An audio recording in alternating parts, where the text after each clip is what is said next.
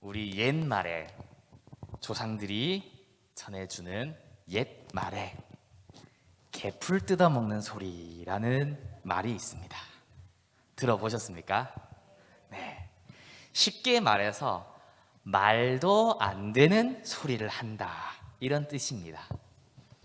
개는 육식 동물이기 때문에 풀을 먹지 않습니다. 물론 요즘은 사람들과 너무 오래 지내다 보니 가끔 풀을 먹기도 한다는 이야기도 있습니다. 물론 야생의 개가 풀을 먹는 것은 무언가 잘못 먹어서 토해내기 위해서라는 이야기도 있고, 또 하나는 너무 더운 날씨에 말 그대로 살짝 정신이 나가서 먹을 때가 있다, 이런 이야기가 있습니다. 그런데 사실 하나님께서 세상을 처음 창조하셨을 때 에덴 동산에서는 정말로 개가 풀을 먹었다는 사실을 알고 계십니까? 모두 그때는 동물들이 육식을 하지 않았습니다. 모두 풀과 과일을 먹고 동물들이 서로 잡아먹지 않던 그런 때입니다. 지금으로서는 가히 상상할 수 없는 그러한 시대입니다. 동물들이 서로를 잡아먹기 시작한 것은 사람이 죄를 지어서 타락한 이후입니다. 타락의 결과 약육강식의 시대가 온 것입니다. 그 전의 일을 우리는 감히 상상조차 하지 못할 것입니다. 원래 있었던 그 아름다움은 우리의 기본적인 지식과 상반되는 경우가 이렇게 있는 것 같습니다. 성경에는 이렇게 얼핏 보면 말이 되지 않아 보이는 그러한 진리들이 숨어 있습니다. 우리를 심판하시는 하나님과 사랑의 하나님이 어떻게 같은 분일 수 있겠습니까? 심판하시면 사랑이 없을 것 같고, 사랑으로 용서하신다면 심판하면 안 될 것 같습니다. 폴 워셔 목사님이 이런 이야기를 했습니다. 성경에서 가장 두려운 진리가 무엇인지 아십니까? 성경에서 우리를 가장 두렵게 하는 진리가 한 가지 있습니다. 그것은 하나님이 선한 분이라는 겁니다. 하나님이 거룩하고 선한 분이라는 것이 우리에게는 너무나도 두려운 진리다, 이렇게 말씀하셨습니다. 왜냐하면 우리는 선하지도 거룩하지도 않기 때문입니다. 선하신 하나님이, 거룩하신 하나님이 선하지 않고 거룩하지 못한 인간을 바라본다면 어떻게 하는 것이 마땅한 것이겠습니까? 우리는 마땅히 심판을 받고 자신이 행한 그 모든 일들에 대해서 대가를 치루어서 지옥의 형벌을 받아 마땅한 죄인입니다. 공의의 하나님이 이 모든 일을 행하는 것은 마땅한 일입니다. 그래서 한편으로는 예수님을 안 믿으면 지옥 간다 라는 말이 아니라 예수님을 믿어야만 구원을 받는다가 조금 더 정확한 말입니다. 원래 심판받아 지옥 가야 마땅한 우리 모두인데 예수를 믿는 사람들을 구원하시는 것이 은혜이기 때문입니다. 공의의 하나님이 이 모든 일을 행하는 것은 마땅한 일입니다. 그러나 하나님의 그 공의와 우리를 향한 사랑이 이루어지는 사건이 성경에 나오는데 바로 십자가의 사건입니다. 예수님의 십자가로 인해서 하나님의 공의와 사랑이 함께 성취되었습니다. 그리고 우리를 구원하는 유일한 길이 되었습니다. 예수 그리스도 안에서 모든 문제가 해결됩니다. 예수 그리스도 안에서 모든 문제가 회복되는 줄 믿으시기 바랍니다. 예수님의 제자 중에서는 세리도 있었습니다. 또한 열심당원도 있었습니다. 우리나라로 치면 친일파가 있었고요, 독립운동가가 함께 한 상에서 예수님과 먹고 마셨다는 의미입니다. 양과 늑대가 함께 뒹군다는 우리로서는 이해할 수 없는 평화가 예수 그리스도 안에서 이루어지는 줄 믿으시기 바랍니다. 오늘 말씀인 이사야 11장 1절은 유명한 메시아에 대한 예언입니다. 예수님이 오시면 이러한 일들이 일어날 것을 말해주고 있습니다.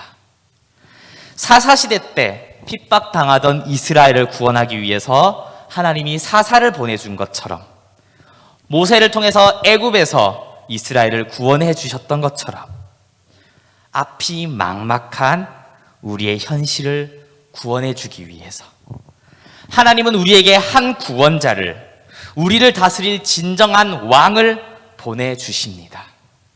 그분의 통치는 정의롭습니다. 공의로 다스립니다. 한마디로 완벽한 분입니다. 완벽한 통치자, 우리의 주인, 왕입니다.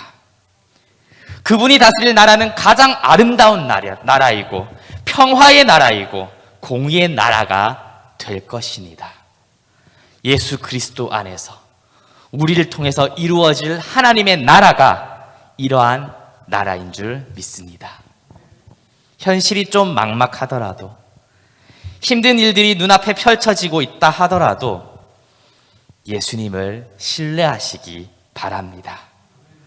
반드시 우리 삶 가운데 들어오셔서 우리를 구원해 주실 것입니다. 그날을 기대하며 하나님을 신뢰하는 저와 여러분 되기를 소망합니다. 그런데 오늘 말씀에서 하나님이 보내주신 구원자, 왕이 오셔서 가장 먼저 하는 일이 심판이라고 말씀하고 있습니다. 사는 것이 힘들어서 하나님께 구원을 바랬는데 가장 먼저 오셔서 하는 것이 심판입니다. 거기다 그 심판이 악인들, 우리를 괴롭게 하는 원수들에게만 향하는 것이 아니라 겸손한 사람, 가난한 사람들에게 먼저 임한다는 사실입니다. 하나님의 도우심을 구했는데 가장 먼저 심판이 다가온다면 우리는 당황할 수밖에 없을 것입니다. 하나님, 저 사람이 나를 괴롭힙니다. 저 악한 사람들이 우리를 못 살게 구합니다. 우리를 구원해 주십시오. 주님 오셔서 무찔러 주십시오. 이렇게 기도를 했는데 주님께서 오시면서 그래, 근데 일단 너부터 좀 살펴보자 라고 하신다면 하나님께 구원을 바라기가 조금 무서워질 수도 있습니다. 구원해 주신다고 했는데 우리에게 먼저 무언가 환난이 닥쳐오고 어려움이 닥쳐온다면 우리가 참 힘들 것 같습니다. 하지만 하나님은 우리에게 오셔서 가장 먼저 우리의 죄의 문제를 건드리십니다. 모든 문제의 원인, 근원인 죄의 문제를 가장 먼저 해결해 주시는 것입니다. 그 후에 우리의 상황과 환경도 바꿔주시는 분입니다. 마치 이렇게 말씀하시는 것 같습니다. 너를 구원해 주겠다. 너에게 자유를 주겠다. 가장 먼저 모든 문제의 원인인 죄로부터 너를 구원해 주겠다. 죄가 있는 곳에는 평화가 있을 수 없습니다. 죄가 있는 곳에는 평안이 있을 수 없습니다. 죄라는 것이 피해가 발생하는 거예요. 가해자가 있고 피해자가 있습니다.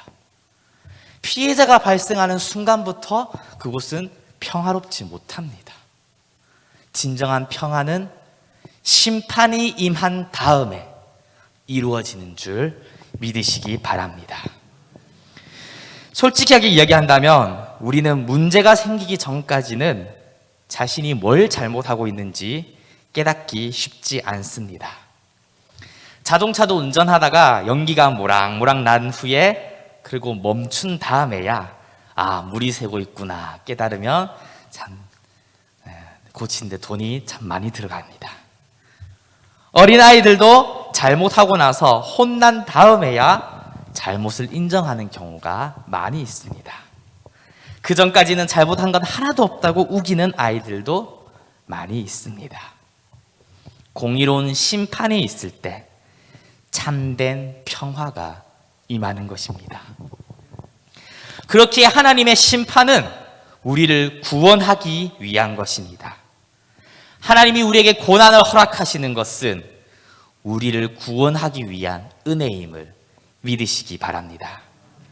자녀를 사랑하기 때문에 매질하는 아버지의 마음입니다. 우리를 부수고 죽이기 위해서 때리시는 것이 아니라, 그러기 위해서 심판하는 것이 아니라 죄로부터 자유를 주기 위해 매를 드시는 겁니다. 썩은 부분을 도려내는 수술입니다. 가만히 두면 죽을 상처, 그 썩은 부분을 도려내고 싸매시는 하나님의 손길입니다. 그렇기 때문에 우리의 고난에는 분명히 끝이 있습니다. 수술이 끝나면 병이 치료되어서 건강을 회복하는 것처럼 고난을 통한 우리의 새로운 삶이 시작되는 것입니다. 고난을 통과한 후에 치료를 받았으니 이제 더 나은 삶, 회복된 삶으로 새로운 인생을 살아가게 되는 것입니다. 이사야 28장에는 이렇게 나옵니다. 28장 27, 28절입니다. 소회향은 도리깨로 떨지 아니하며 대회향은 수레바퀴를 굴리지 아니하고 소회향은 작대기로 떨고 대회향은 막대기로 떨며 곡식은 부수는가 아니라 늘 떨기만 하지 아니하고 그것에 수레바퀴를 굴리고 그것을 말굽으로 밟게 할지라도 부수지는 아니하나니. 탈곡기는 곡식을 부수기 위해 돌리는 것이 아닙니다. 곡식이 타작당하는 것은 곡식을 부수기 위해서가 아니라 껍질을, 쭉정이를 벗기기 위한 일입니다. 하나님의 심판과 고난의 시간들, 우리를 죽이기 위한 시간이 아닙니다. 예수님의 십자가의 고난은 결국 영광이었습니다. 부활의 영광을 맛보게 하기 위한 하나님의 은혜였습니다. 이 모든 시간에 하나님의 뜻은 여전히 이루어지고 있습니다. 그것을 통해 결국 하나님의 구원을 보게 될 것입니다. 또 우리가 하나님의 심판에 대해서 생각할 때 그것은 공의로운 심판이라는 겁니다. 안타까운 이야기지만 이 세상은 정의롭지 못합니다. 절대 권력은 절대 부패한다는 말이 있습니다. 역사 이래로 항상 그래 왔습니다. 한 번도 틀린 적이 없습니다. 모든 사람들이 같은 대우를 받지 않습니다. 돈이 많은 사람과 돈이 없는 사람, 권세가 있는 사람과 권력이 없는 사람, 같은 대우를 받지 못합니다. 유전무죄, 무전유죄란 말이 괜히 있는 말이 아닙니다. 가난하고 약한 사람들은 자신의 권리도 제대로 챙기지 못합니다. 살다 보면 억울한 일들이 참 많습니다. 억울한 일을 당하지 않은 사람이 없는 것 같습니다. 핸드폰 하나 사도 뭔가 억울합니다. 뭔가 당한 것 같고 뭔가 사기당한 느낌이 들고, 그렇지 않습니까?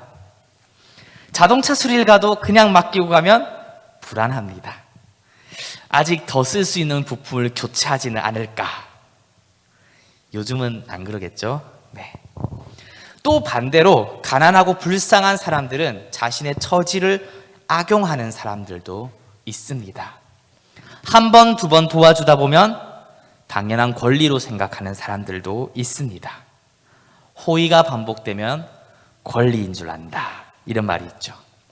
다른 사람들을 괴롭히고 죄를 지으면서도 자신의 환경 때문에, 나의 모자란 그 환경 때문에, 가난 때문이라고 환경을 탓하고 그것을 빌미로 선처를 구하면서 계속해서 죄를 범하는 경우도 있습니다.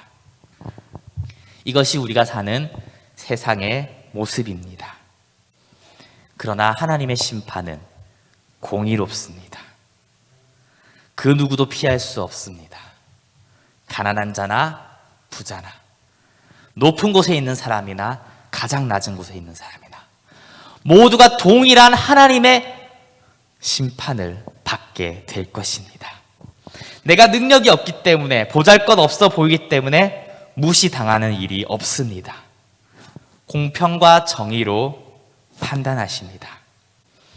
가난한 사람들, 시대의 약자들은 드디어 공정한 재판을 받게 될 것입니다.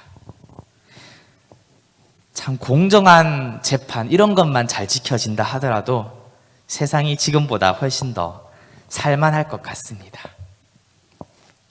하나님의 심판이 바로 그런 것입니다. 하나님의 통치가 있다는 것이 바로 그런 곳입니다. 공의와 정의가 있는 곳, 하나님이 다스리는 하나님의 나라입니다. 하나님은 우리 개인을 구원하실 뿐 아니라 이 세상을 구원하십니다. 이 세상에 하나님의 공의와 정의가 실현되는 그때를 소망하며 살아가기를 바랍니다. 그때 참된 평화가 우리에게 넘치게 될 것입니다.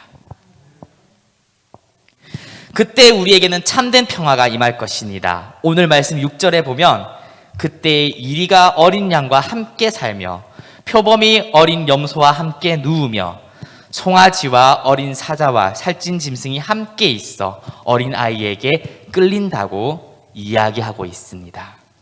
그때 그리스도께서 오셔서 정의로 심판하실 때, 공의로 세상을 다스리실 그때에 하나님의 평안이 임하게 될 것입니다. 하나님의 평안이 우리 가운데 임하게 될 것입니다. 그 평안은 우리가 상상할 수 없는 것입니다. 이리와 어린 양이 함께 삽니다. 늑대가 양을 잡아먹지 않습니다. 사자와 살찐 짐승이 먹는 게 아니라 함께 있고 작은 아이가 그들을 이끌어갑니다. 소와 곰이 함께 먹으며 사자도 소처럼 풀을 먹습니다. 더 이상 서로를 해칠 필요도 없습니다. 이것이 타락하기 전 에덴 동산으로의 회복을 이야기하는 것입니다.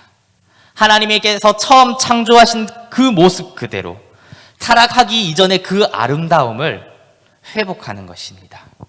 사람들도 마찬가지입니다. 약하면 먹히고 강하면 먹는 약육강식이 아니라 얻는 사람이 있으면 잃는 사람이 있는 갑과 을의 관계가 아니라 서로를 위해서, 서로의 유익을 위해서 원수가 되는 그런 관계가 아니라 평화가 임할 것입니다. 참된 평화가 임할 것입니다. 갑과 을의 관계가 사라질 것입니다. 착취하던 사람과 착취당하던 사람이 함께 어울릴 수 있는, 참 이해가 잘 안 가지 않나요? 원수였던 사람들이 함께 식사하며 어울려 지낸 그때가 올 것이라는 말입니다. 원수가 없어지고 모든 저주가 사라지는 때, 모든 피조물들의 관계가 원래 하나님의 의도대로 회복되는 그때가 올 것입니다. 개인적으로 그런 생각을 합니다. 양과 이리가 함께 지내는 것이 누구에게 손해일까요? 양일까요? 아니면 이리일까요? 누구에게 손해라고 생각되십니까? 이리라고 생각할 수도 있지만 양의 입장에서도 이리와는 상종하고 싶지 않은 그런 관계입니다. 내 친구 양을 잡아먹었을 수도 있어요. 내 가족을 잡아먹었을 수도 있고, 상종하기 싫은, 같이 식사하면 체합니다. 그러나 예수 그리스도를 통해서 그 모든 것이 회복될 때, 마땅한 심판이 있고 하나님의 은혜 가운데 들어가 있을 때, 예수 그리스도를 통한 하나님의 통치가 임할 때 절대 함께할 수 없을 것 같은 사람들이 서로를 용서하고 하나가 되는 그러한 기적이 일어나게 될 것입니다. 예수 그리스도 안에서 우리 가운데 허락하신 평안이 바로 이러한 것입니다. 오늘 말씀에서는 이 평화의 사건에 대해서 여호와를 아는 지식이 세상에 충만하기 때문이라고 말씀하고 있습니다. 그리스도께서 오셔서 공의로 다스릴 그때 하나님을 아는 지식이 세상에 충만해질 것입니다. 대부분의 문제는 우리가 몰라서, 알지 못해서 일어나는 일입니다. 아담과 하와의 범죄도 하나님에 대한 오해로 시작되었습니다. 뱀의 말을 듣고 하나님을 우리를 억압한 존재로, 우리가 더 높은 자리로 올라갈 수 있는데 하나님이 그것을 제한하고 우리의 자유를 막는 존재로 그렇게 오해했습니다. 그렇게 하나님으로부터 멀어졌습니다. 하나님의 심판을 모르기 때문에 죄를 지으며 삽니다. 하나님의 공의를 모르기 때문에 자신의 유익에 따라서 잘못된 판단을 합니다. 하나님이 우리에게 주시는 것이 얼마나 아름다운 것인지 모르기 때문에 지금 놓여있는 이 현재 상황만 보고 하나님을 원망하고 불평합니다.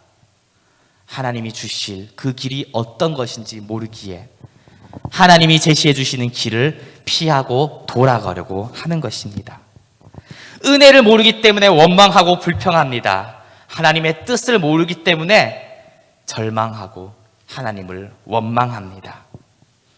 우리가 하나님을 바르게 안다면 우리는 절대로 하나님을 원망할 수 없습니다. 그분의 뜻을 바르게 안다면 우리는 모든 일에 감사할 수밖에 없습니다. 하나님은 그런 분입니다. 우리를 향한 하나님의 계획은 선하고 아름답습니다. 우리의 모든 상황 가운데서 하나님의 뜻은 선하고 아름다움을 믿으시기 바랍니다. 하나님의 선하시고 아름다운 계획 안에 내가 들어있음을 안다면 우리는 모든 상황 속에서 설령 지금 현재가 힘들다 하더라도 감사할 수 있을 것입니다. 하나님이 얼마나 위대하시고 아름다운 분인 것을 안다면 우리는 찬양할 수밖에 없습니다. 하나님을 아는 지식이 가득할 때 우리 가운데 참된 평화가 임하게 됩니다. 말씀을 맺겠습니다.